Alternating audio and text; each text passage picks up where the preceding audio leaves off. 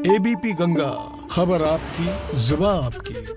CM शाम को vaccination की तैयारियों की समीक्षा करेंगे। गोरखपुर से लखनऊ लौटने पर शाम को यह समीक्षा बैठक होगी और संबंधित अधिकारियों से मुख्यमंत्री योगी आदित्यनाथ रिपोर्ट लेंगे, क्योंकि कल वैक्सीनेशन शुरू होने जा रही है। और इन सब के बीच वैक्सीनेशन की तैयारियां क्या हैं, किस तरीके से सब कुछ पूरा कार्यक्रम चलेगा, वैक्सीनेशन जो होना है, क्या वैक्सीन संबंधित जिलों को पहुंच गई हैं, कोल्ड चेन की क्या स्थिति है, कल जो वर्कफोर्स लगेगा क्या सभी को सब कुछ ब्रीफ कर दिया गया है। ये तमाम बातें हैं जिसको लेकर लखनऊ लौटने के बाद शाम को मुख्यमंत्री योगी आदित्यनाथ अधिकारियों के साथ बैठक करेंगे और तैयारियों की रिपोर्ट लेंगे।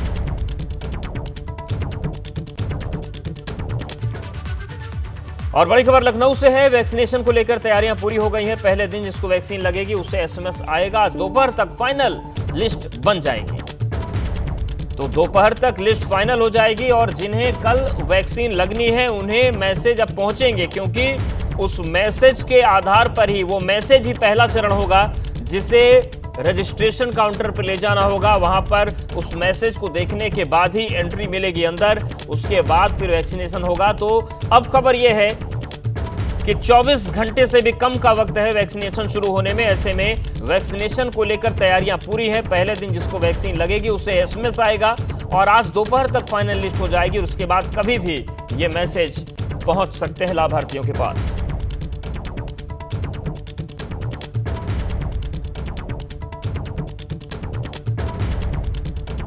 तो पहले दिन जिसको वैक्सीन लगेगी उसे एसएमएस आएगा और दोपहर तक ये लिस्ट फाइनल हो जाएगी। और ये लिस्ट फाइनल होने के बाद जो लाभार्थी हैं उन्हें मैसेज मिलने शुरू हो जाएंगे।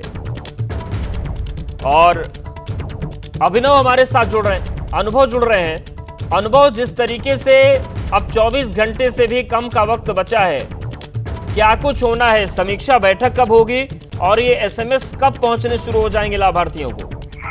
देखिए, ये जो एसएमएस है वो बेसिकली एक सॉफ्टवेयर बनाया गया, उससे सिलेक्शन होगा कि कौन किसको पहले वैक्सीन लगेगी और उसी के आधार पर ये होगा। और जैसे उसमें उसका नाम आएगा एसएमएस ऑटोमेटिक उसको पहुंच जाएगा, क्योंकि सबके नंबर और नाम जो है वो फीड है उस सॉफ्टवेयर में, जिन्हें की फर्स्ट फेज में ये वैक्सीन लगी है। मुख्यमंत्री शाम को कहा जा रहा है कि बैठक कर सकते हैं, क्योंकि वैक्सीनेशन कल से शुरू हो रहा है और अलग अलग सेंटर्स पर ये वैक्सीनेशन होगा। इसीलिए अब ये उम्मीद है कि सभी जो डीएम हैं, सभी जो सीएमओज हैं, उनके साथ ये एक वीडियो कॉन्फ्रेंसिंग के जरिए मुख्यमंत्री उन्हें निर्देश दे सकते हैं, क्योंकि फाइनल वैक्सीनेशन कल से शुरू हो जा रहा है। इसमें कहीं कोई कमी ना रहने पाए, इसे लेकर उनकी तरफ से निर्देश जारी किए जा सकते हैं। और देखिए, कल जब प्रधानमंत्री सुबह इस दुनिया के सबसे बड़े वैक्सीनेशन की शुरुआत करेंगे, तब वो कुछ उत्तर प्रदेश के जो अस्पताल हैं उनके जो जिन लोगों को वैक्सीन लगाई जाएगी उनसे, और कुछ जो विशेषज्ञ डॉक्टर हैं उनसे भी मुखातिब हो सकते हैं वीडियो कॉन्फ्रेंसिंग के जरिए। इन सारी चीजों को लेकर प्रदेश सरकार की अपनी तैयारी और क्या तैयारियां, इस पर आज खुद प्रदेश के जो स्वास्थ्य मंत्री जयप्रताप सिंह वो एक प्रेस कॉन्फ्रेंस करेंगे और सारी चीजों की जानकारी देंगे। शुक्रिया आपका जानकारी और अपडेट्स को देने के लिए। और वैक्सीनेशन को लेकर कांग्रेस नेता राशिद अल्वी का बयान सामने आया। उन्होंने कहा कि पीएम, सीएम और कैबिनेट को वैक्सीन लगवानी चाहिए, इससे देश के लोगों को विश्वास होगा। वैक्सीन को लेकर देश के अंदर बहुत सारी भ्रांतियां फैल रही हैं। सबसे पहले पीएम को वैक्सीन लगवानी चाहिए।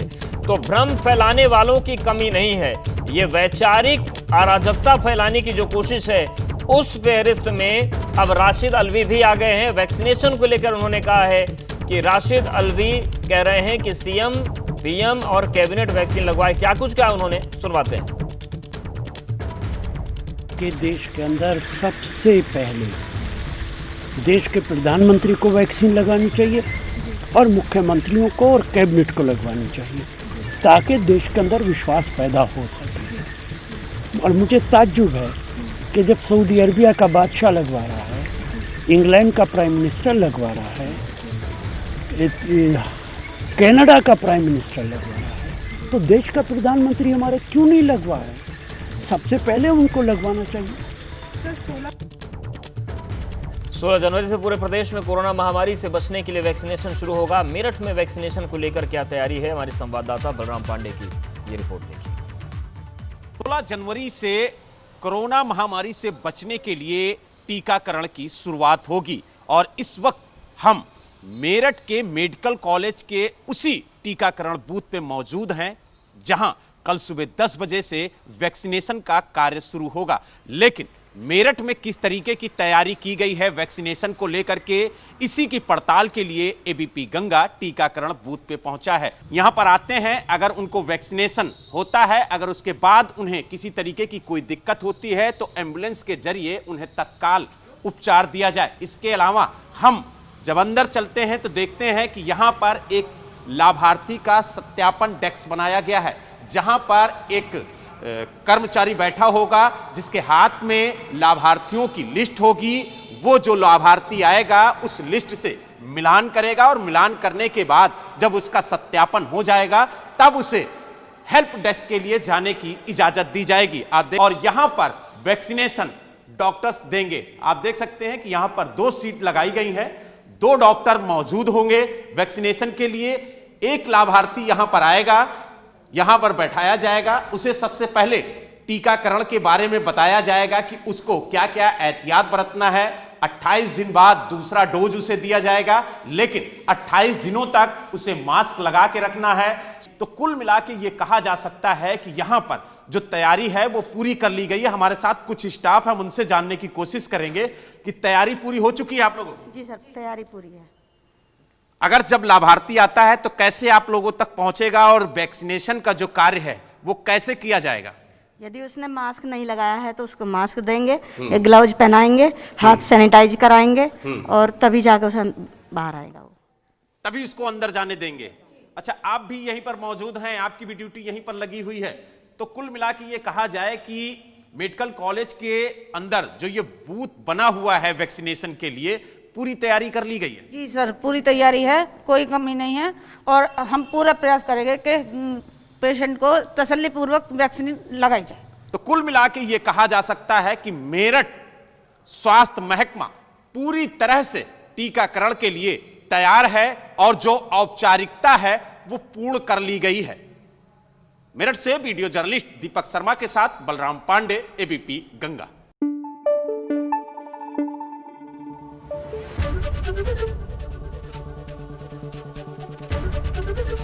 एबीपी गंगा, खबर आपकी, जुबान आपकी।